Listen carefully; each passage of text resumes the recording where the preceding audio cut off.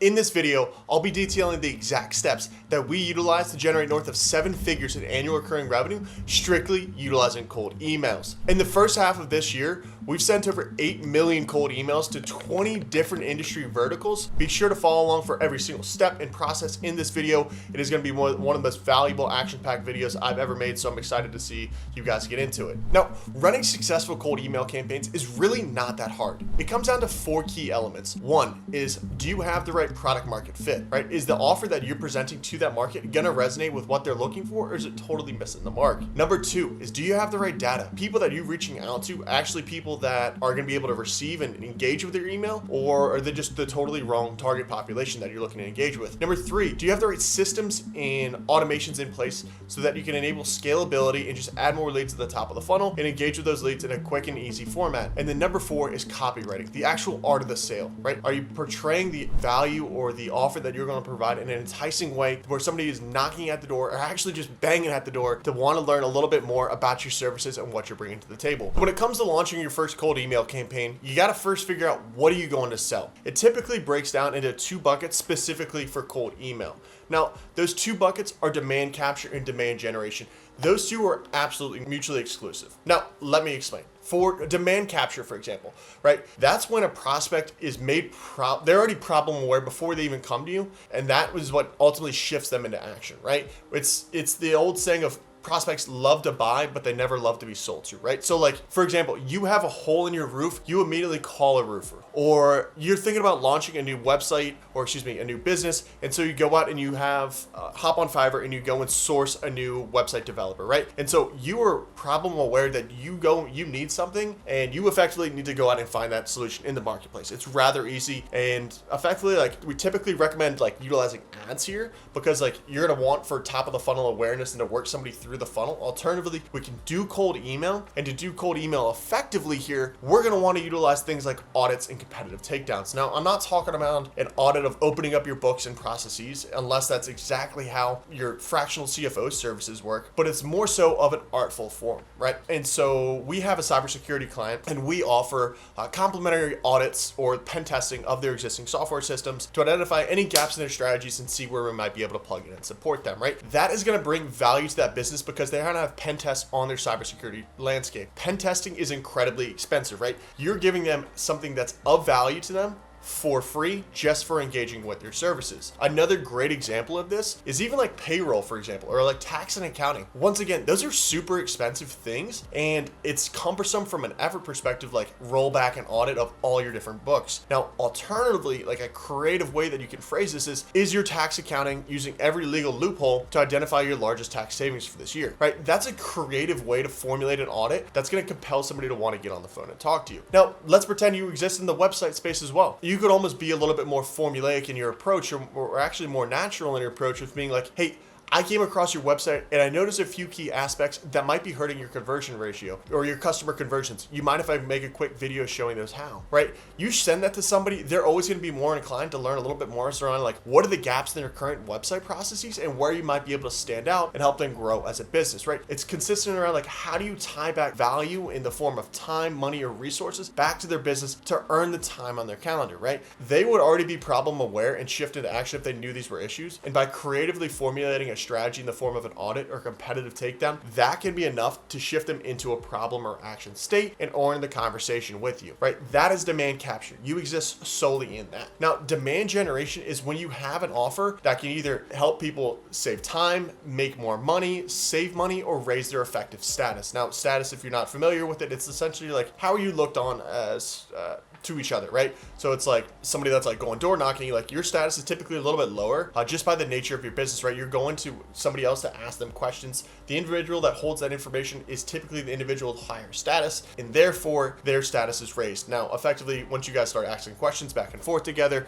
you can raise your status, but that's a topic for a different day. So in the topic of demand generation, we really are in a landscape where we have an offer that's so good that prospects want to knock at your door. They want to chat with you because you can help them save time, make more money, save money, or raise their status. Now, what that sounds like in the context of our business is we run a lead generation business, right? We're a performance-based lead generation business. So our offers, we'll book you 8 to 12 meetings with clients with your ideal clients on a performance basis, meaning that you only pay for the meetings that we set up, right? It's a good enough business because everyone is always going to need leads in the top of the funnel to grow their business. There's no business that can exist without sales fundamentally.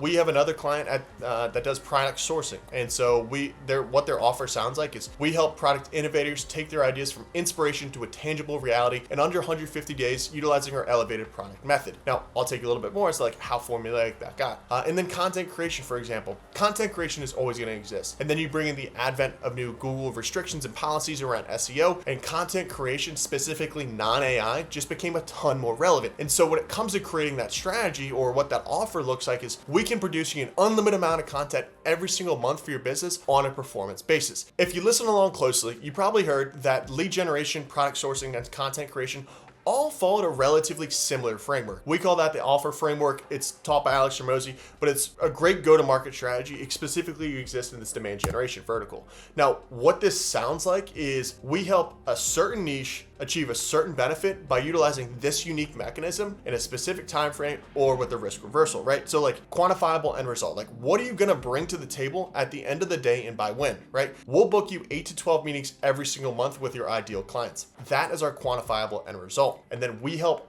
B2B businesses, right? We're calling out the specific target audience that we want to engage with. If you're saying, Troy, we're great for everyone, right? Everyone is going to benefit from your product. I get that. At the end of the day, if you're everything to everyone within the market, you're going to be nothing to no one, right? Because you're going to be so generic and so broad, it's just not going to resonate. And you can't speak to the specific challenges that might be going on within somebody's business. So alternatively, if you want to do a shotgun approach and go after everyone in the business, just be a little bit more niche down in your strategy, or at least offer creation to show that you're personalized and that you understand their world a little bit more. Now, the mechanism is like, what unique approach or methodology are you utilizing to achieve a certain result? Think of a 90-day launch plan or a go-to-market strategy or a blueprint or a template, right? These are all your systematic processes that you've enabled to really like bring to the table to be like, I'm formulaic in this approach, and that's how I'm so confident that I'll be able to deliver a quantifiable end result. The timeline is rather simplistic. It's like, when can you expect results? 90 days, 120 days, 2 to 3 months, right? Be really specific around that so the prospect can imagine what they can really like tangibly exist and feel like within that 90 days or 180 days after utilizing that mechanism. Now, as a bonus, this doesn't always fit, but when you can work it in, I highly encourage you to do so because it's the format of a risk reversal, right? It's like customers by nature are going to have buyer's remorse the moment they swipe that card. And so you want to increase the perceived likelihood of achievement for them while having a safe fallback for them in the case that we don't, right? In the case of BuzzLead and Nick and I's business, we're performance-based lead generation. So they don't pay for anything unless we actually deliver results. Similar thing with that content writing service. Now, the risk reversal doesn't always exist, but in some of our most successful client campaigns, we've included that risk reversal. Now, the risk reversal also comes with caveats, right? You might be engaging the wrong buyer persona because they just want that free lunch or that free dinner or that free Amazon gift card, right? So you have to be careful around the target population that you're going to go out and engage. But simplistically following is when you exist in this demand generation vertical of you're helping people save time, make money, save money, or raise status, right? You're going to want to follow this offer framework that we're seeing here, which is we help niche benefit by unique mechanism in time frame or risk reversal. Now, at this point, we at least know what we're going to offer, or at least have the templated strategy, right? It's demand capture, and we're utilizing audits and competitive takedowns, or we're doing demand generation and we're formulating an offer that's going to be so compelling, it's going to have prospects knocking at your door, right? And so the next step is going to be, well, who are we going to sell this to? Now, one of the first campaign strategies that we love to implement over here at BuzzLead is going after the absolute best fit clients for your service, right? We call that the ideal client persona or your ideal client profile. If you're not familiar, there's an 80-20 ratio in business. It's that 80% of your revenue comes from 20% of your clients. And if you can find more of that 20%, your business is going to drastically shift and grow, right? If you could double down on the 80%, what would your business look like at the end of the day? And so for our clients, that's what we consistently want to deliver on. And that's how we're able to generate them $7 million plus in annual recurring revenue just in the first half of this year alone. And so the tech stack really isn't isn't too crazy here. We'll go through a few of the tools. The first one is going to be Oceans.io. We'll then utilize Apollo, ExportList.io, and Million Verifier. Now, the first step in this process is we're going to go after clients that look like the absolute best fit of companies that we want to work with, right? And so we utilize a tool called Ocean.io. It's pretty simple. Hop on Ocean, grab some access to it. It's a little bit more expensive, but I'm telling you, it's going to be worth it with the high intent leads that you're going to get. At the top of the page, you'll be able to quickly just search for those companies based on just a lookalike audience, right? So and you just enter in the domain here, and then you'll be able to, in this case, look for BuzzLead, right? From BuzzLead, we're able to see all these lookalike audiences, and those are actually tailored based on relevance, right? We see our relevance score is 80 plus, so it's really, really high. These are companies that are really similar to what we do. And so if we were trying to sell to BuzzLead in this case, these would be great clients because we understand BuzzLead, we know the challenges that they're dealing with, and can speak directly to their world. So you just quickly filter on there. You'll grab a huge batch of around like 5,000 companies, depending on your relevance or what that potentially looks like. And then you can just quickly export those at one at a time. It's really nothing too crazy. If you're looking to filter even more specifically, they do have this filters tab in the top right. You can filter for things like revenue, technology, locations,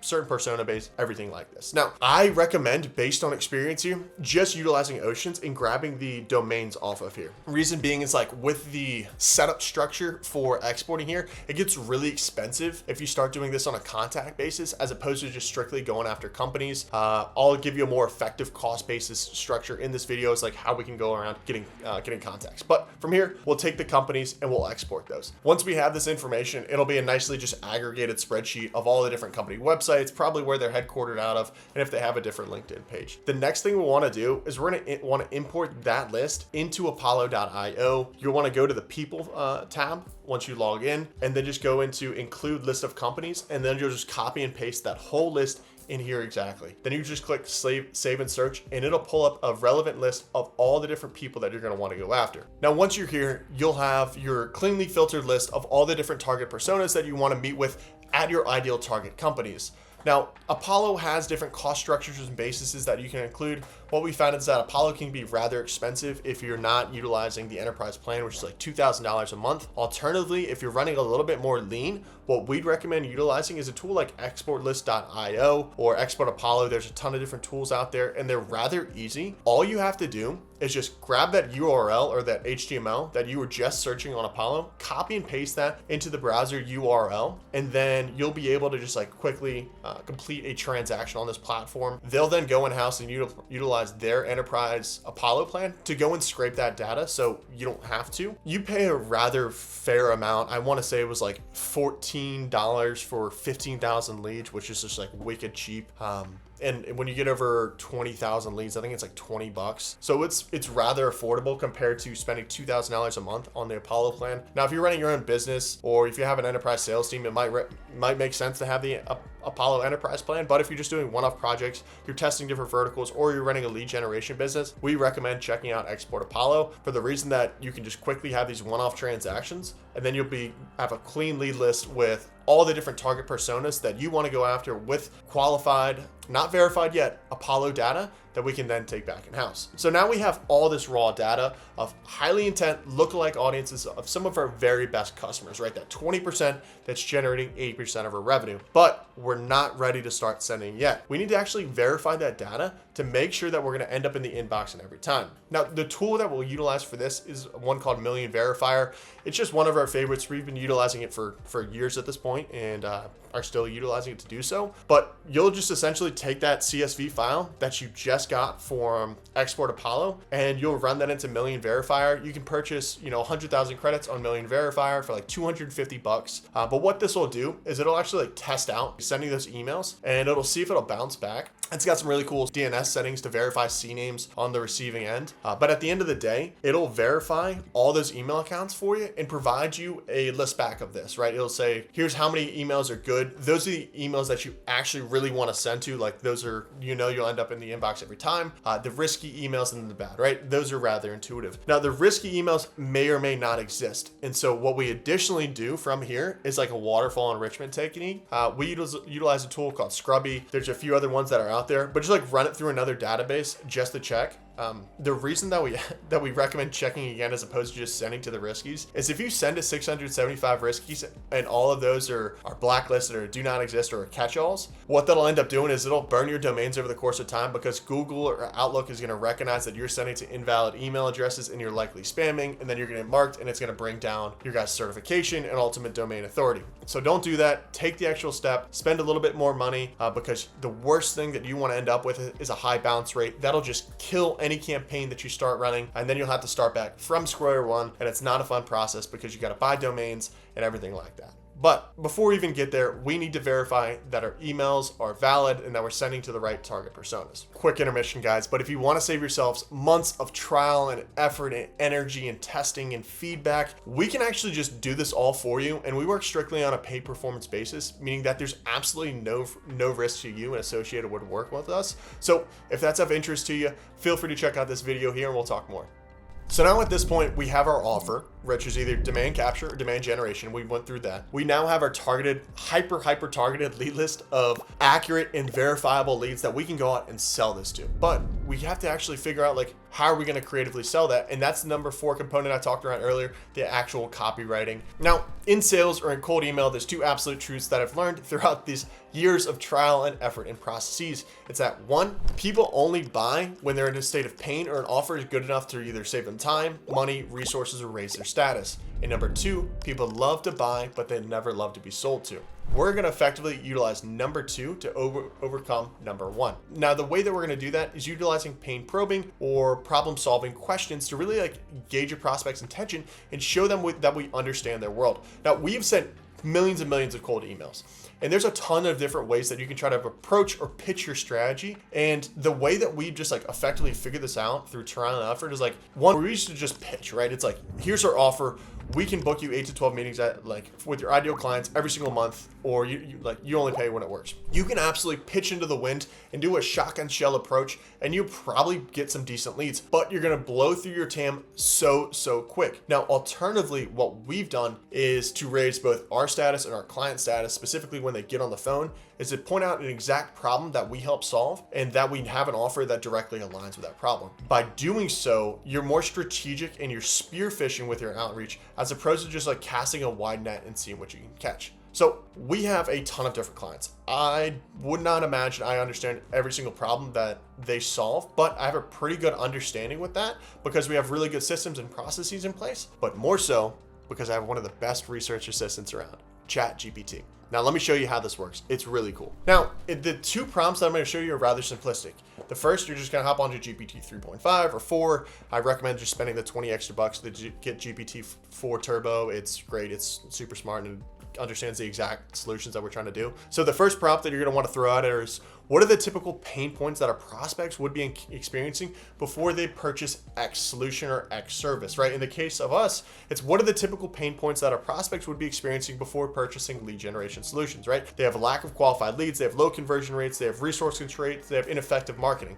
And when I think about our sales process, those are all spot on, right? The people that come to us typically have struggled with other different marketing strategies, from events to ads to SEO, or they've previously been burned by a lead generation partner, or they're mainly relying on referrals or word of mouth, or they just have inconsistent lead flow for their business, which is making their business feel risky. So these are relatively on point for what the challenges are that we're serving for. Now, the next one is where it's really going to help us out a lot. And the prompt that you're going to provide it is, GPT, now change those pain points into engaging questions to capture our prospect's interest. Now, it's just going to simply just change this question or these feedback points of lack of qualified leads to struggling to find and attract leads that fit their ideal customer profile to, are you spending too much time and resources on unqualified leads that convert? Now, imagine as you on the other end of the call or at the other end of that receiving email being like, hey, Troy, I noticed you oversee growth at BuzzLead.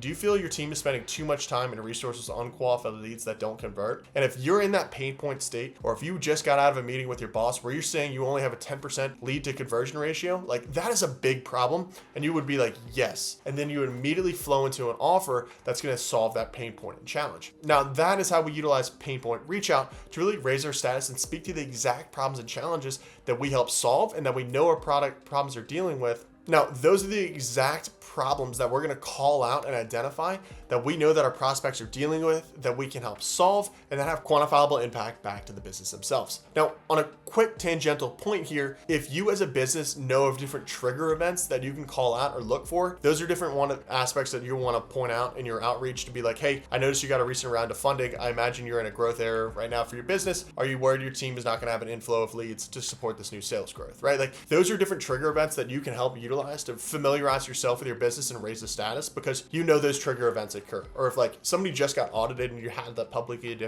available information, like that is information that you would want to call out to be like, are you dealing with this specific challenge in relation to your recent audit? That's how you raise status and you speak exactly the pain points and challenges that people are dealing with. And this is how you do pain point personalization. Now, the next part of that is we are now saying, hey, first name, I noticed that you are dealing with X pain point and challenge. Here's an exact offer that speaks to how we do this. And then you're gonna need to show me how you delivered on that offer. And the way that we're going to utilize that is through a templated case study outreach. And that here are just like the three main ways that we do that. The first one I run is we helped X achieve Y in T timeframe without Z. So it's like we helped Diamond Links achieve $250,000 in annual recurring revenue in 90 days without utilizing cold calls or LinkedIn outreach. Or for another one here is we did X for Y, which led to Z in T timeframe.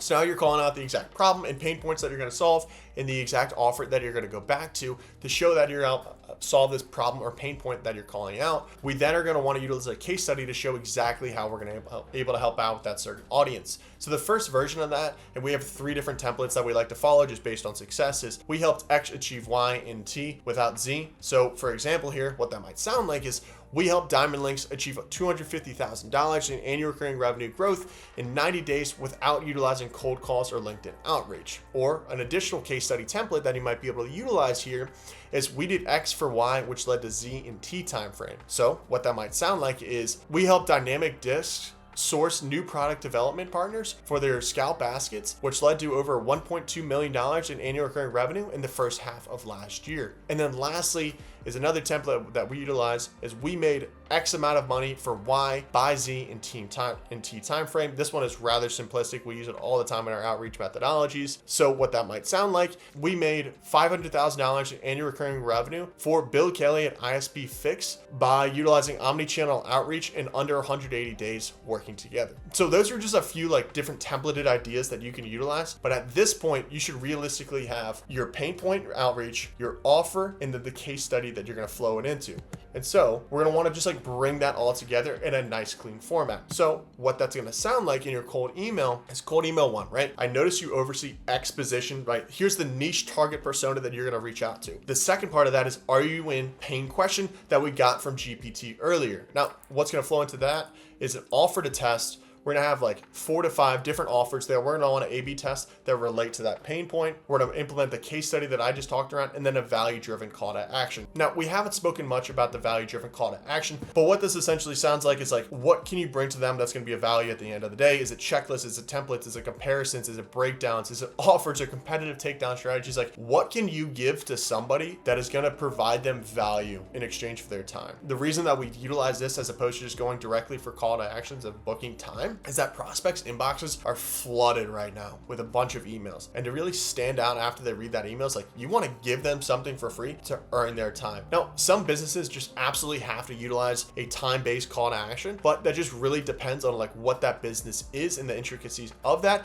And I can almost guarantee you exist in a demand capture if that's the space, unless you're like a Salesforce operations editor or something like that. So that's what a value-driven call to action is. The next email too is going to be really simple. Offer to test, case study, and a call to action. You just want to make sure that the offer to test and case study resonate. And then number 3 is, I've reached out a few times, but I haven't heard back from you. Is there somebody else that I should speak with around the ideal outcome? Either way, let me know.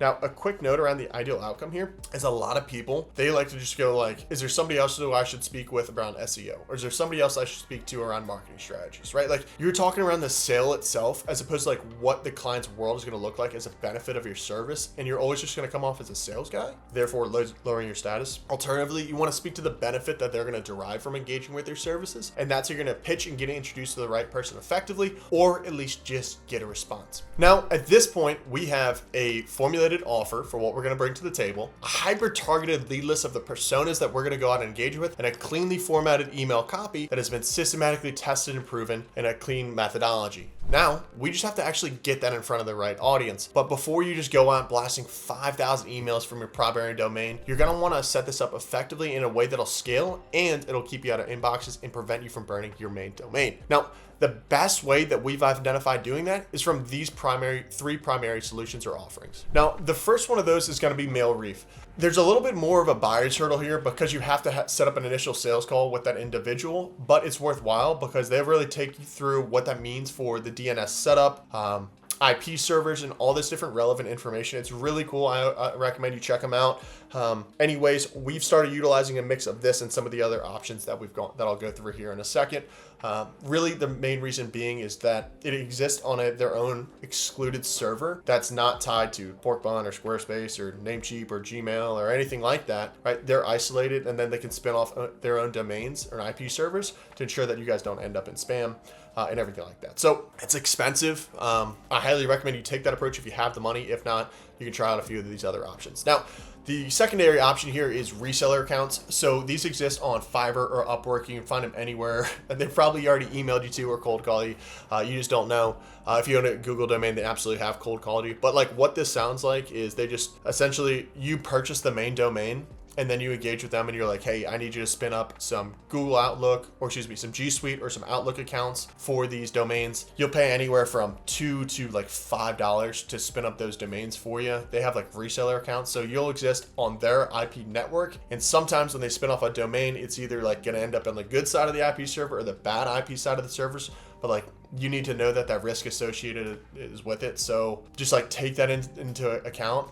It's a little bit more cost effective, as I mentioned. It's a little bit more effort here just from like their end, and then you have to invest some financials as well. And alternatively is the most probably effective, it's going to take you the most time to do so though, is utilizing just do it yourself approach, right? So you can purchase domains from any domain provider that exists out there in the ether.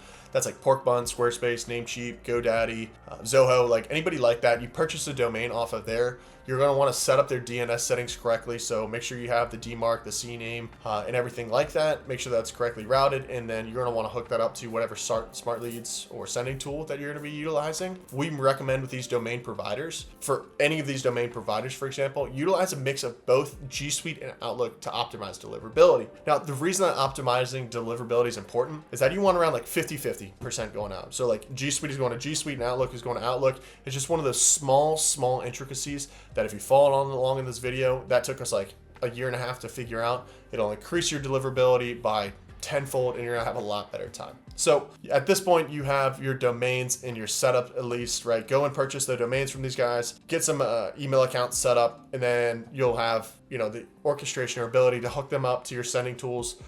There's sending tools out there like SmartLeads, Lemlist, and Instantly. Just to quickly go through these and the benefits, we utilize SmartLeads. We've utilized like 5 different sending providers. The reason we like SmartLeads is that it has the best unified inbox that we've seen. It can manage, 100 plus client campaigns. It can hold, millions of data, millions of contact data that we're engaging with on a monthly basis. They're also consistently inventing, so they have really great customer support and the ecosystem for that. And then they're bringing in new folds like AI.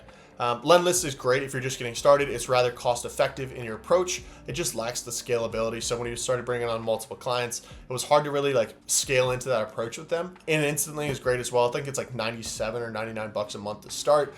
Really good on its approach. Competitors, SmartLeads, we just utilized them previously, and we ran into some back and forth there with the support that we weren't crazy about, so ultimately decided to switch over to SmartLeads and just haven't looked back. So all that to say, feel free to check them out yourself. We recommend SmartLeads and just getting started there just based off of that experience so far. So great. Now we're all set up. At this point, you should be able to log into your Smart Leads account and hook up all those different email inboxes under this email accounts portion. It's rather simplistic as an approach, and they have a really good step-by-step process. Now, the next thing you want to do is just come in there and create an email campaign. I've already got one launched here for the purpose of this video, but you can just drag and drop that file in here and then just make sure those fields are associated with the right personas. It might take a minute to load, but you'll be good once you get it in there. What your email accounts should look like, or excuse me, the email sequence should look like they're following is right exactly the templates that we talked around here today. Include that signature field and then reply no to unsubscribe. A quick note: don't include the unsubscribe link in your emails just because it embeds another HTML link